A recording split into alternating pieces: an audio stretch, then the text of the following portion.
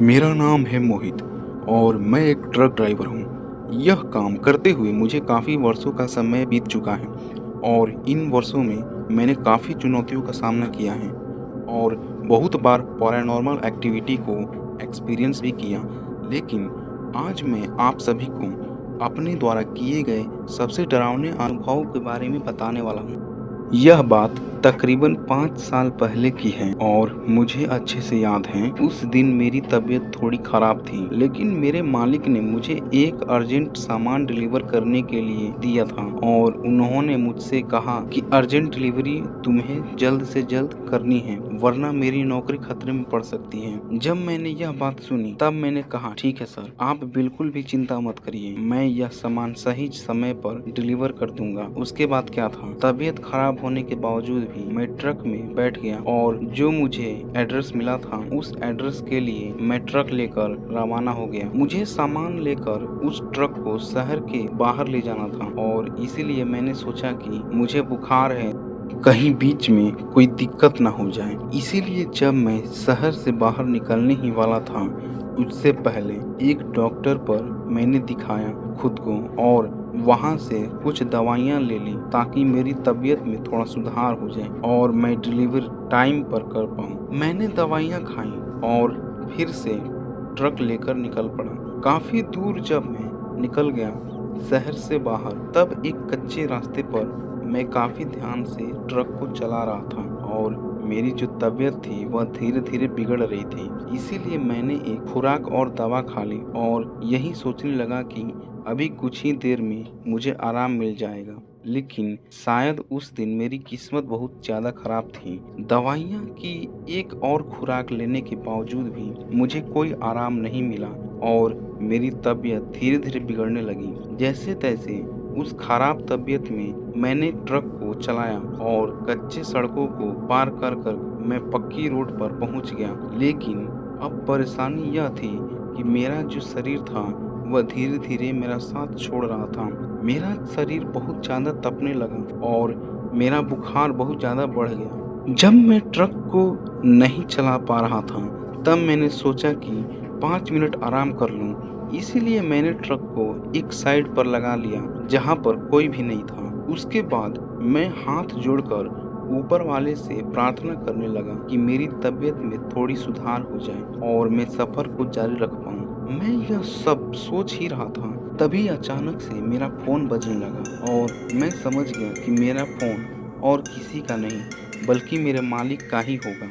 और उसके बाद जब मैंने फ़ोन उठाया तो सामने से आवाज़ आई, हेलो मोहित, कहाँ पहुँचे? सामान आधे रास्ते तो पहुँच गया ना? उसके बाद मैंने जवाब दिया, देखिए सर, अभी मेरी तबीयत बहुत ज्यादा खराब हो गई है। यही ट्रक को साइड में लगाकर आराम कर रहा हूँ। अभी जल्दी से जल्दी मैं यहाँ से निकलता हूँ और सामान आप चिंता मत करिए, सही टाइम पर डिलीवर हो जाएगा। यह बात सुनते ही वो जो मालिक थे उन्होंने कहा, यार मोहित, अगर ऐसी बात थी तो तुमने मुझे बताया क्यों नहीं? किसी और ड्राइवर को मैं भेज देता। अगर सही समय पर सामान डिलीवर नहीं हुआ तो मेरी नौकरी खतरे में पड़ सकती है। समझे तुम? मुझे कंपनी से निकाल दिया जाएगा और याद रखना, अगर मेरी नौकरी गई तो मैं तुम्हें छोड़ूंगा नहीं। मैं अपनी मालिक की बात को सुनकर बहुत ही ज़्यादा हैरान था कि आखिर कोई इतना निर्दयी कैसे हो सकता है। एक तो मैंने इंसानियत के नाते सामान को डिलीवर करने का जिम्मा अपने कंधे पर ले लिया और मेरी तबीयत ज़्यादा बिगड़ गई तो इसमें मेरी क्या गलती है? मैं तो शहर से दवाई लेकर ही निकला था, यह सोचकर कि मेरी तबीयत में कुछ सुधार होगा। क्या कर सकता हूँ? यही सब सोचते हुए मैंने ट्रक को स्टार्ट किया और वापस रास्ते पर आगे बढ़ गया। जैसे तैसे रात हो गई और अब मेरे दिमाग में यही था कि मैं कुछ देर सो लूं। लेकिन अब यही बात थी कि अगर सामान डिलीवर नहीं हुआ तब मेरे मालिक मुझ पर और चिल्लाएगा।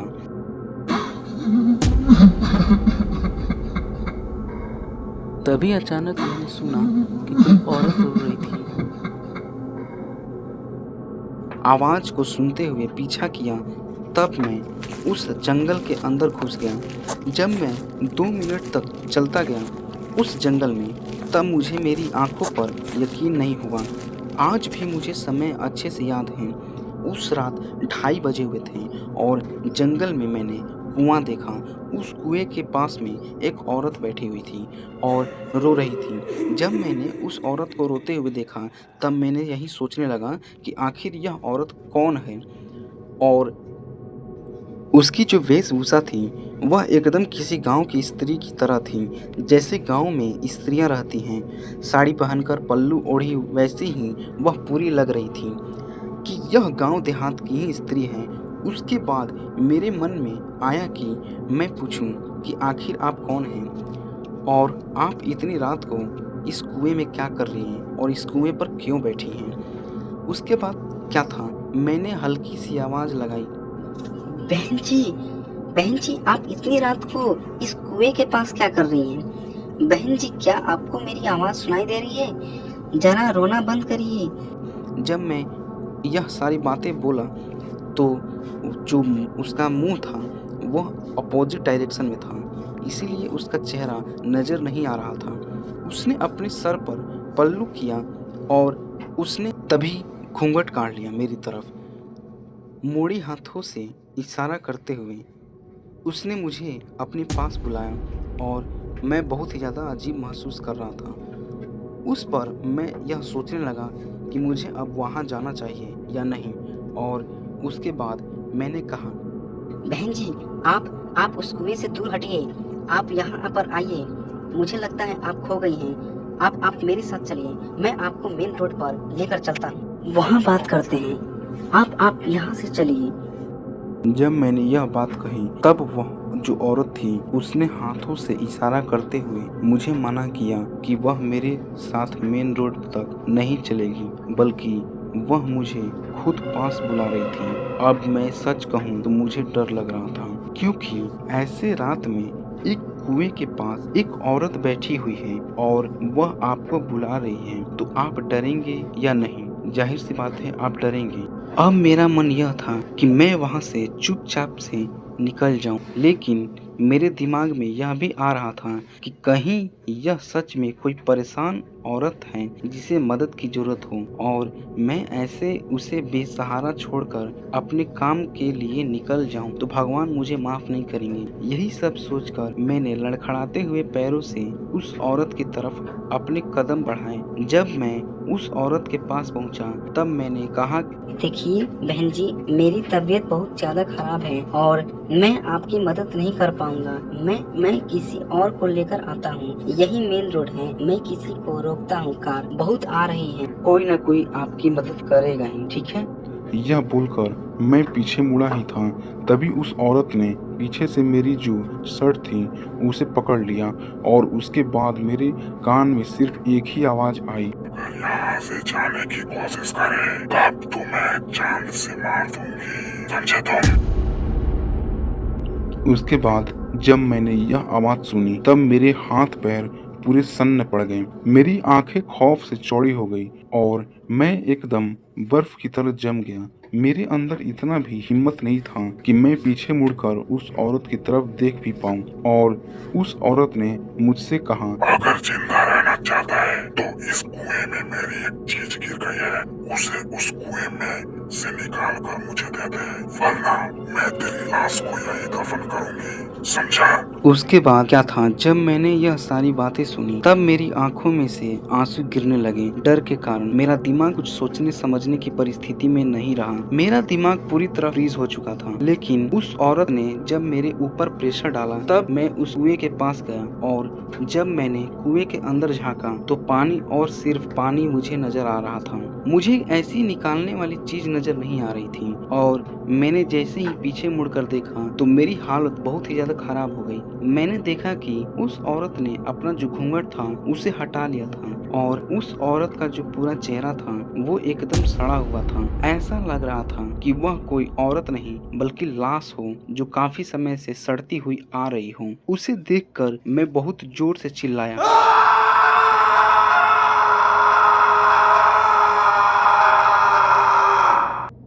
और मेरी चिल्लाने की जो आवाज़ थी 100 से 200 मीटर तक दूर पक्का गई होगी और जैसे ही मैं चिल्लाया तो वह भागती हुई मेरे पास आई और उसने मुझे कुएं के अंदर ढकेल दिया। मैं डायरेक्ट उस कुएं में जा गिरा और पानी में तैरने की कोशिश करने लगा। पानी बहुत ही ज़्यादा गहरा था। मुझे ऐसा महसूस होने लगा जैसे कोई टांग पकड़कर मुझे अंदर खींच रहा है और मैं पागलों की तरह जोर जोर से चिल्लाने लगा। जब मैंने ऊपर देखा तो वह औरत जिसका पूरा चेहरा सड़ा हुआ था और मुझे पूरा यकीन हो गया था कि यह एक चुड़ैल है, वह मुझे ऊपर से देखकर हंस रही थी और वह हंसते हंसते वहां से गायब हो गई। मैंने अपने आप को बचाने की पूरी कोशिश करी और मैं चिल्लाता रहा। तकरीबन 5 मिनट तक जद्दू कोशिश करने के बाद में वहां पर एक आदमी आया और उसके बाद 2-3 आदमी आए। वह सभी वहां मेन रोड से गुजर रहे थे और जब मैंने चिल्लाया तब उन्होंने मेरी आवाज़ सुनी। शायद मैंने पिछले कोई अच्छे कर्म किए होंगे जिसकी वजह से उन्होंने मुझे बचा लिया और आज भी इस घटना को बीते हुए काफ़ी साल बीत गए, लेकिन मुझे उस औरत का जो चेहरा है आज भी कभी-कभी याद आ जाता है तो मैं काँपने लगता हूँ और मैं यही सोचता हूँ कि अगर उस रात वह लोग मेरी मदद के लिए नहीं आए होते तो मैं उस हाल में क्या करता उस कुएं के अंदर। भगवान से यही प्रार्थना करता हूँ कि जैसा मेरे साथ हुआ है वैसा किसी के साथ ना हो। और आप मुझे बताइए, अगर आप मेरी जगह कुएं में गिरते और डरावनी सी चुड़ैल आपको देखकर हंस रही होती तो आप क्या करते?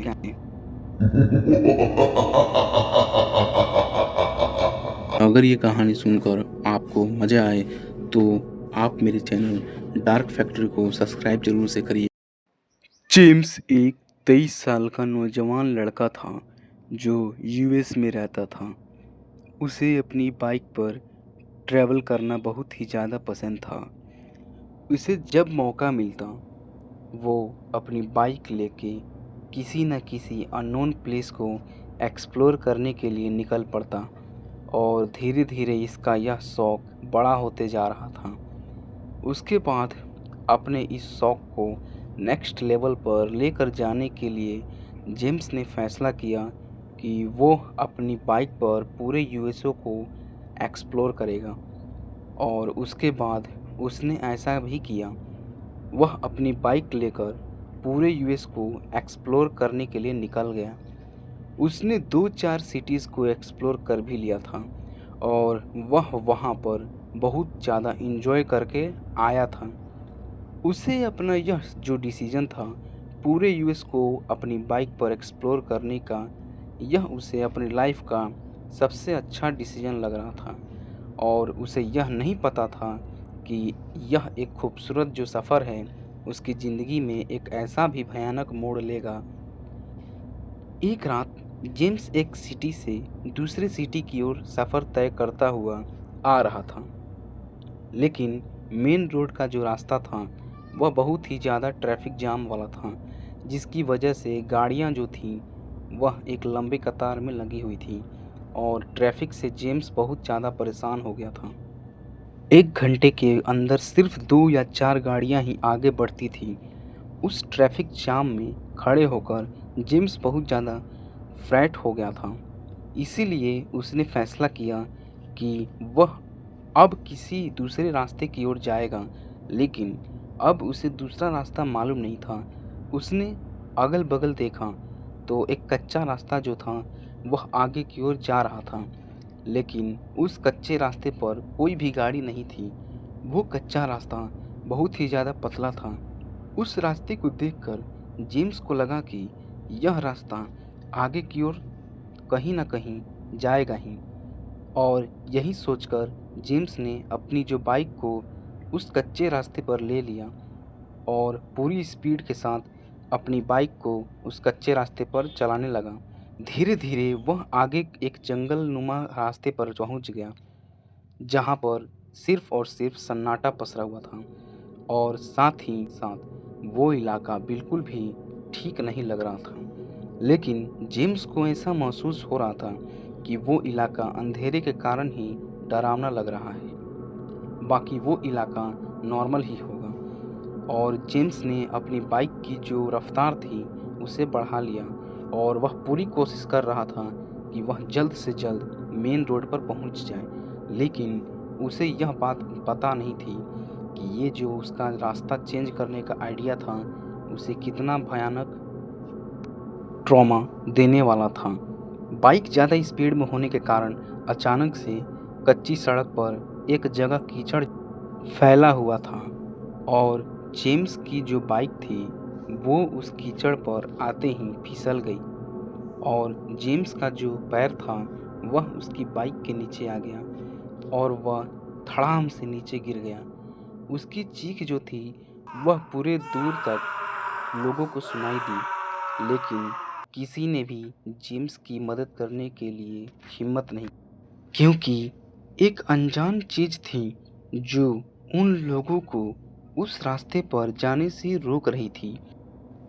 जेम्स दर्द से कराता हुआ जैसे तैसे उसने अपनी बाइक को उठाया और उसने अपने पीछे की ओर देखा तो पीछे भी कोई नहीं था और उसने फिर आगे की ओर देखा, आगे की ओर भी कोई नहीं था।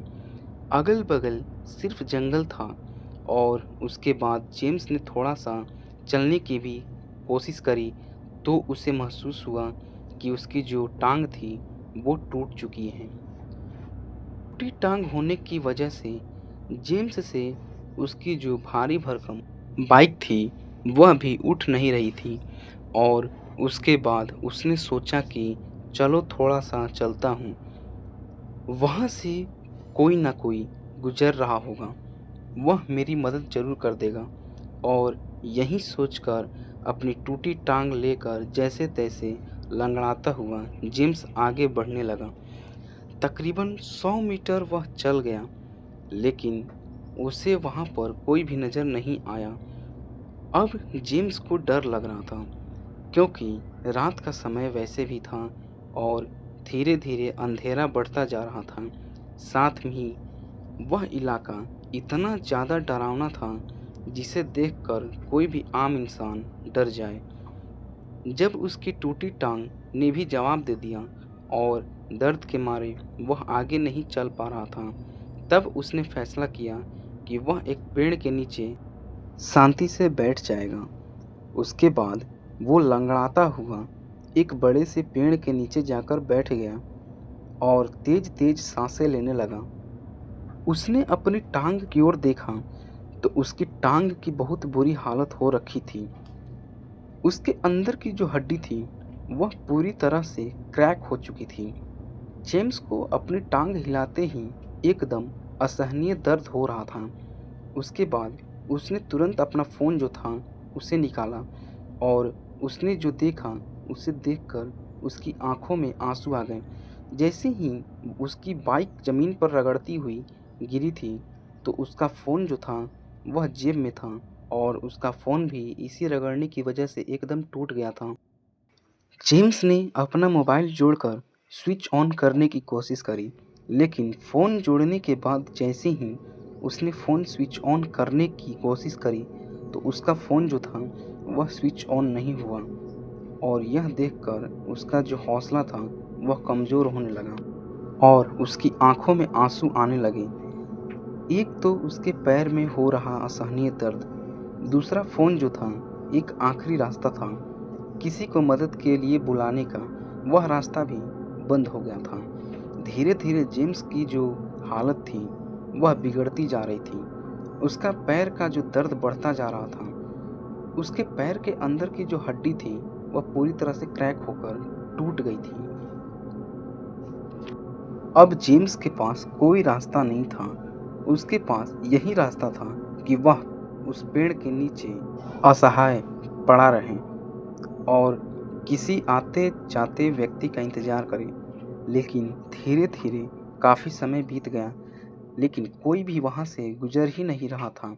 ऐसा लग रहा था जैसे इतिहास में जेम्स पहला था जिसने उस रास्ते का इस्तेमाल किया था और वह अपने इस्तेमाल करने पर रो भी रहा था। जेम्स अपने पैर का दर्द सहन नहीं कर पाया और रोते रोते बेहोश हो गया। उसकी जो आंखें थीं वह बंद हो गई। तब उसने एक आवाज़ सुनी।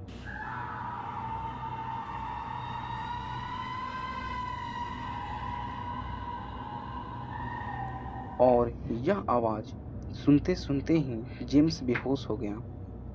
1.5 घंटे बाद जेम्स को फिर से होश आने लगा और उसके बाद उसकी जो आंखें थीं वह खुलने लगी और उसके हाथ पैर की जो उंगलियां थीं वह हिलने लगी। उसने जब अपने आप को होश में पाया तब उसे एक आवाज़ जो थी सुनाई दे रही थी।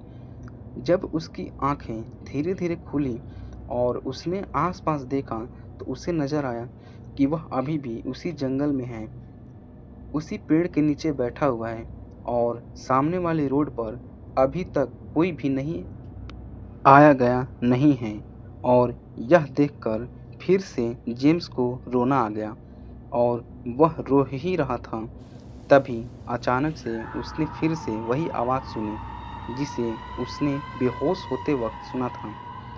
उसने आसपास देखा तो उसे नज़र आया कि उसकी बाइक जो थी वह तकरीबन 100 मीटर की दूरी पर सड़क पर पड़ी हुई थी।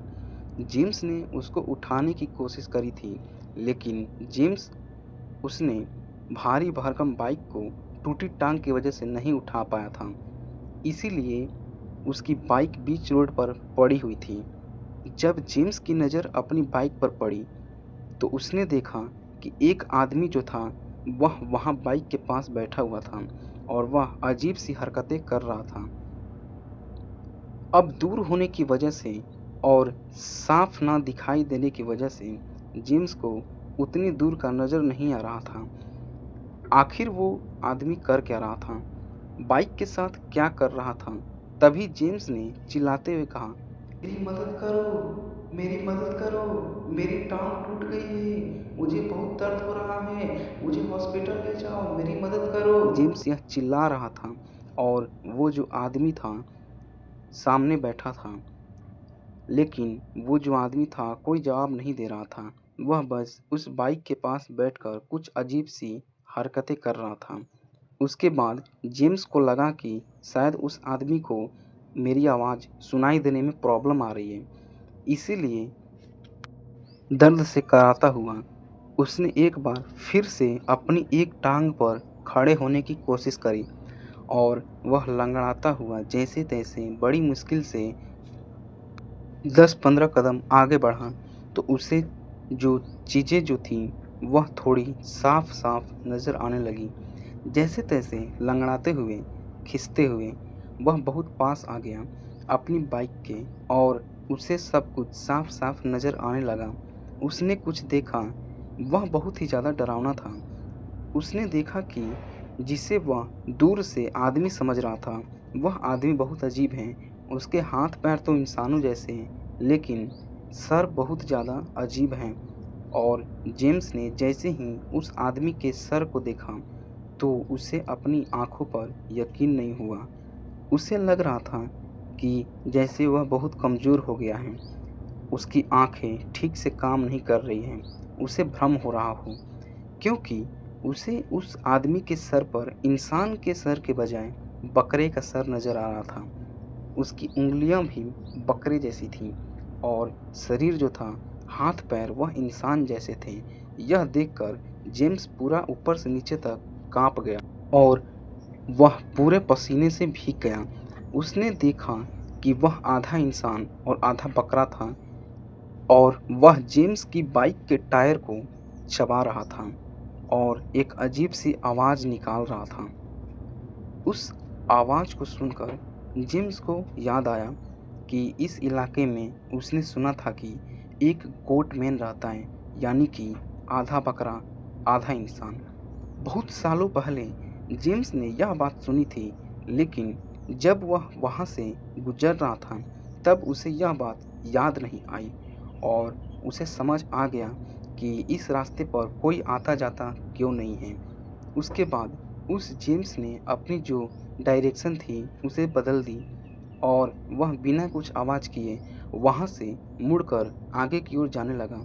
जैसे तैसे लंगड़ाते हुए वह उस बाइक से दूर जाने लगा और उसकी आंखों से आंसू झरने की तरह बह रहे थे। उसे पता था अगर उस गोटमैन ने उसे देख लिया तो उसे बड़ी बदतर मौत मारेगा और जेम्स किसी भी हालत में मरना नहीं चाहता था। अपनी टूटी टांग के साथ कैसे उसने उस गोटमैन से दूरी बनाई, यह वही जानता है। जेम्स अपनी पूरी कोशिश कर रहा था उस गोटमैन से दूर जाने की।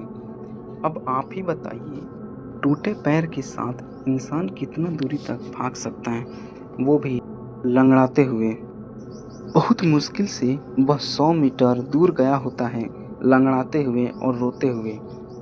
तभी उस गोटमैन ने अपना जो सर था वह जेम्स की तरफ घुमा दिया, और जेम्स ने जब पीछे मुड़कर देखा तो वह गोटमैन अपने दोनों पैरों पर खड़ा हो गया और वह जेम्स को ही घूरने लगा और एक अजीब सी डरावनी आवाज़ निकालने लगा। उस गोटमैन को ऐसे देखते हुए वह एकदम पागल सा हो गया। जेम्स और वहाँ से भागने की कोशिश करने लगा, लेकिन टूटी टांग होने की वजह से मुश्किल से वह 10 कदम ही आगे बढ़ पाया और धड़ाम से ज़मीन पर मुंह के बल गिर गया, जिसकी वजह से उसके सिर में थोड़ी सी चोट आ गई और उसके नाक से ब्लड आने लगा और वह वहीं पर बेजान लाश की तरह पड़ गया। उसके बाद उसकी आंखें खुली और उसने देखा कि गोटमैन भागता हुआ उसी की तरफ आ रहा था, और उसने जब उस गोटमैन को अपने पास आता देखा तो बस उसकी जो आत्मा थी वह उसके शरीर से निकलने वाली थी। बस जैसे तैसे वह जिंदा बचा हुआ था। जेम्स जो था वह इतना ज़्यादा डर गया था कि फिर से उसकी आंखों के सामने अंधेरा छाने लगा था और वह बेहोश होने लगा था। तभी बेहोश होते होते उसने देखा कि गोटमैन आकर सीधे उसकी छाती पर बैठ गया और उसके चेहरे पर एक अजीब सी स्माइल थी। और जब जेम्स बेहोश हो रहा था तभी बेहोश होते होते उसने फिर से वही आवाज़ सुनी। जब जेम्स को एक बार फिर से धीरे धीरे होश आने लगा तब उसकी आंखें खुली और उसने देखा कि वह बीच रोड पर एकदम लावारिस पड़ा हुआ था और उसकी आंखों से आंसू जो थे वो रुक ही नहीं रहे थे। उसे लग रहा था कि गोटमैन वहाँ से चला गया है और उसने हाथ जोड़कर ऊपर वाले को थैंक यू बोलने लगा। और तभी अचानक से उसने कुछ महसूस किया।